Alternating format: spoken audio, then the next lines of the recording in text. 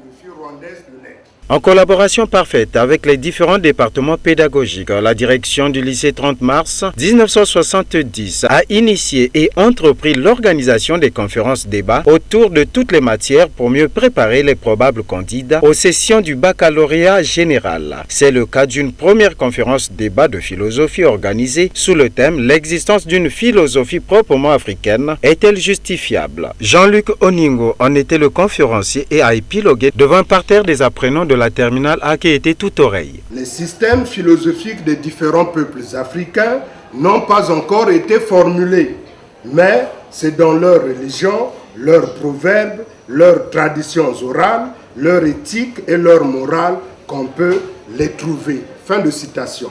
Alors, vous voyez qu'on est toujours avec le regard rétrospectif vers le derrière, vers la tradition africaine, vers le passé, vers l'histoire, vers la civilisation africaine traditionnelle, pour chercher à exhumer, à mettre en exergue, à mettre en évidence une vision du monde propre aux Africains, laquelle vision du monde est localisée, logée à travers ces énoncés culturels qui sont les mythes, les contes, les proverbes, les légendes africaines. Les questions pour une bonne compréhension par les participants n'ont pas tardé pour cerner les contours du thème en débat. Quand j'ai suivi l'explication du professeur, il a dit que l'européocentrisme n'est pas un courant philosophique. Maintenant, j'aimerais savoir pourquoi le courant philosophique a débuté à partir de l'affirmation de la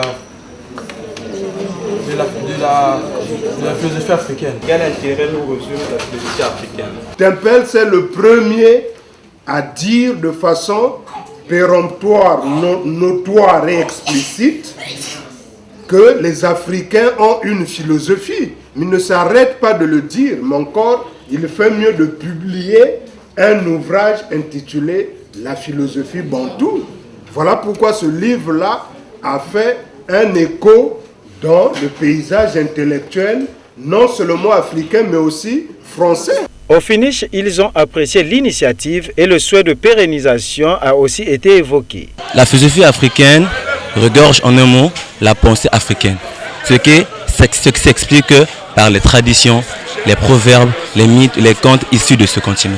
Donc la philosophie africaine peut être à la même position que la philosophie européenne. Selon moi, je voudrais que ça se répète encore de plus. Ça se répète pour que nous puissions avoir un plus bagage intellectuel, afin que nous puissions bien se préparer pour l'examen. Initiative très louable au sein de cet établissement pour une préparation à bon escient des élèves en fin de cycle. Comme quelque chose qui possède un grand pouvoir. Ça veut dire qu'il possède une force d'être qui dépasse tous les autres.